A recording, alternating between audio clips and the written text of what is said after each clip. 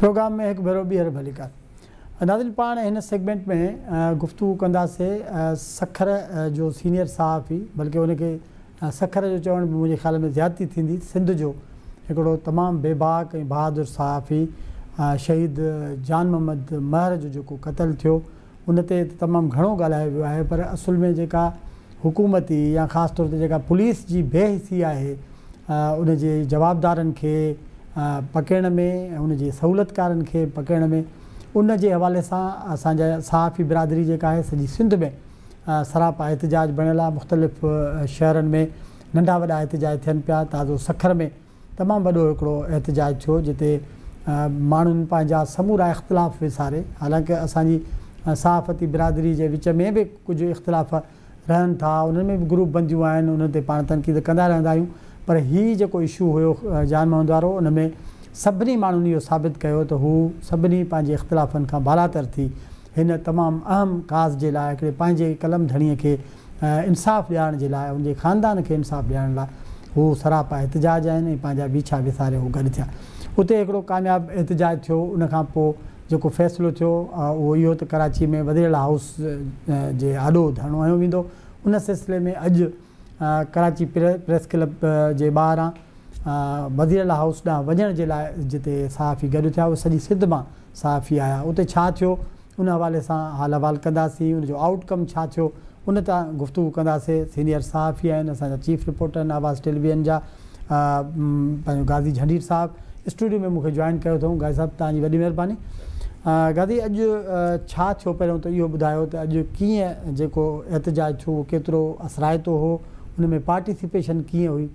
साईं ॾिसो असराइतो इन हवाले सां हुयो जो हीउ जीअं तव्हां रेफरेंस ॾिनो त पहिरियों दफ़ो वेझे माज़ी जी तारीख़ में मुतहद या गॾियल एहतजाज हो जंहिंमें जान मोहम्मद महर जे खून सां इंसाफ़ लाइ सॼी सिंध जा सहाफ़ी प्रेस क्लबनि खां मथभरा थी सहाफ़ती तंज़ीमुनि जे अलॻि अलॻि प्लेटफॉर्म्स खां मथभरा थी कराची में गॾु थिया ऐं तमामु वॾो तादादु हो कलमधरनि जो ऐं सखर वारो एहतजाज उन जे तसलसल में हीउ एहतजाज हिकिड़ी मुनज़िम तहरीक हुई जेका बहरहाल आउं चवंदुसि त घणे भाङे लाभाइती साबित थी छो जो जेके असांजा मुतालिबा हुआ उहो मजमूई तौर ते जेको अॼु होम मिनिस्टर साहिबु निगरान होम मिनिस्टर साहिबु आयो उन जी चयो त 95% डिमांड सां असां एग्री करियूं था ऐं मजमूई तौर ते जेका असांजी डिमांड लिस्ट हुई उन में 7 पॉइंट हुया 7 पॉइंट्स ते हुन एग्री कयो ऐं एग्री बि कंहिं बंदि कमरे में वेही करे न पब्लिकली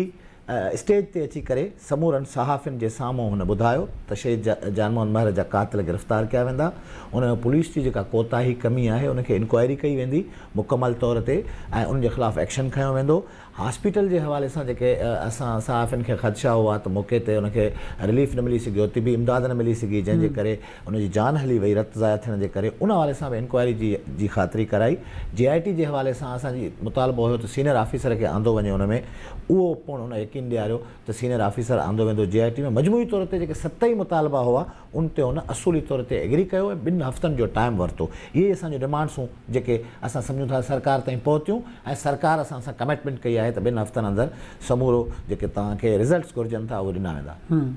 अच्छा भला हीअ कचे में ख़ुदि ऑपरेशन जे हवाले सां बि उन्हनि चयो त हिकिड़ो त जनरली धाड़ेलनि जे हवाले सां आहे पर इहो बि त तासुर आहे त इन ई कचे में जिते इहे धाड़ेल रहनि था उते ई जान मोहम्मद शहीद जा जेके जवाबदार आहिनि उहे रहनि था त हुन स्पेसिफिकली उन्हनि खे पकड़ण लाइ चयो या जनरली हुननि ऑपरेशन जी ॻाल्हि थी सॼे कचे में उनजो जेको अॼु स्टेज ते मौक़िफ़ हुयो होम मिनिस्टर साहिब जो उहो त इहो त हम कचे में ऑपरेशन करेंगे जेके हुन लफ़्ज़ हुआ पोइ इहो IG साहिब सां कल्ह मुंहिंजी ॻाल्हि थी हिन वारे सां स्पेशली जान मोहम्मद महर वारे मामले ते उनजो बि इहो ई चवणो त असांखे 15 ॾींहंनि जो टाइम ॾियो 10 सितंबर ते वरी आउं तव्हां सां साॻे टाइम ते मिलंदुसि ऐं तव्हांखे रिज़ल्ट ॾींदुसि हिते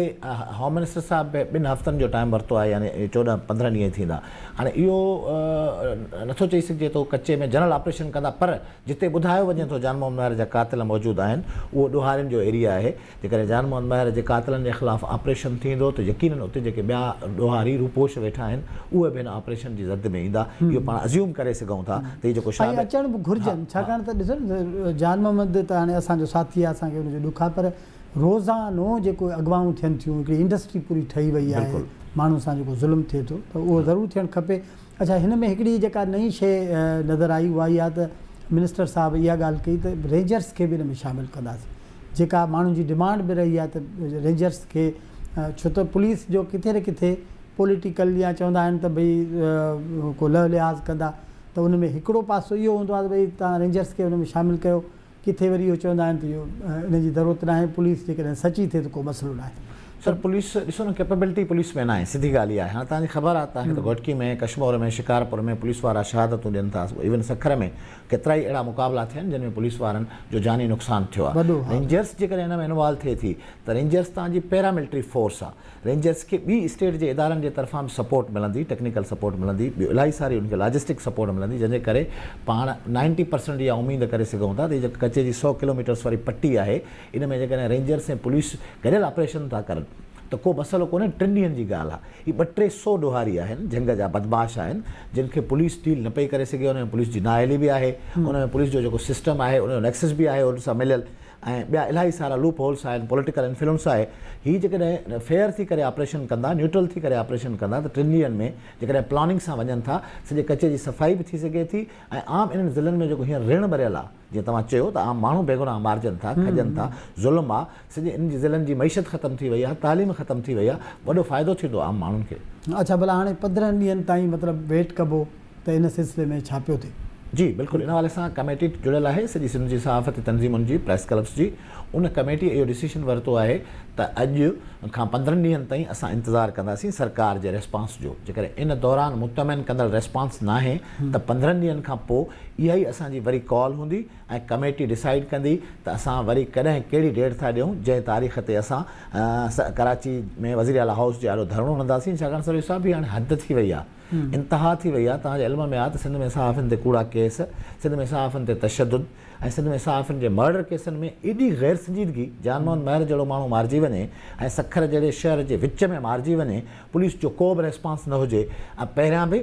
पोइ बि, ऐं उते उन ज़ख़्मी बॉडी पई रहे, उनखे उनजा दोस्त ऐं शहरी रक्षा ते खणी रुलाईंदा रहनि, हॉस्पिटल्स में इलाज न मिले। इन सूरत हाल खे मुनज़िम तहरीक वसीले ई डील करे सघिजे थो। जेकॾहिं असांजी सहाफ़ती दोस्त छिड़ विछड़ हूंदा, ॾाढो ॾुखियो आहे। माज़ी में असांजो ॾाढो नुक़सानु थियो आहे सहाफ़ियुनि जो अलॻि अलॻि हुजण जे करे। हींअर हिकिड़ी पहिरीं मुनज़िम कोशिशि थी आहे जेका बहरहाल हिकिड़ी उमेद पैदा करे थी त सभु सहाफ़ी गॾिजी करे अहिड़े संजीदा मामलनि ते त बीहनि न। मूं अॼु स्पीच में रेफरेंस ॾिनो, तव्हांजे इल्म में आहे, जेकॾहिं तव्हां मूंखे मुख़्तसिर इजाज़त ॾियो त शिकारपुर मां इसरार चांडियो नाले हिकिड़े सहाफ़ी खे खणी उनजे ख़िलाफ़ु बलूचिस्तान में 10 किलो चर्स जो केस दाख़िल थियो गुज़िरियल हफ़्ते, जेको केस कूड़ो साबित थियो। बलूचिस्तान पुलिस इन्वेस्टिगेशन करे उनखे कूड़ो करार ॾिनो ऐं 10 किलो चर्स जेकॾहिं उनजे ख़िलाफ़ु चालान थी वञे हा त इनखे मौत जी सज़ा अची पए सघी। हाणे सिंध ऐं बलूचिस्तान पुलिस जो नेक्सस हुयो, हितां वारे पुलिस वारनि कंहिंजे बि इशारे ते खणी उन सहाफ़ी खे, नौजवान खे बलूचिस्तान जे हवाले कयो। बलूचिस्तान पुलिस हुन ते 10 किलो चर्स लॻायो। बलूचिस्तान पुलिस जी ख़ुदि एहतिसाबी थिए पई डिपार्टमेंटल, सिंध पुलिस को बि हिन जे ख़िलाफ़ु एक्शन न पई खणे ऑफिसर्स जे ख़िलाफ़ु। इन्हनि इशूज़ खे तव्हांखे गॾिजी करे डील करिणो पवंदो। वॾी महिरबानी तव्हांजी। तव्हां कल्ह IG सिंध जेको नओं आयो आहे उनजे ॾाढो सघारे नमूने सां ऐं वाज़े नमूने सां पंहिंजो मौक़िफ़ रखियो ऐं पुलिस जी जेका कारकर्दगी जान मोहम्मद जे क़त्ल खां पोइ रही आहे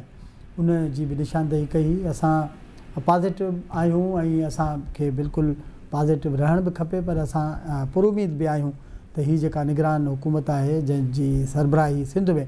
जस्टिस रिटायर्ड मक़बूल बाक़र जे हथ में आहे, जंहिंजो कंहिं हद ताईं सुठो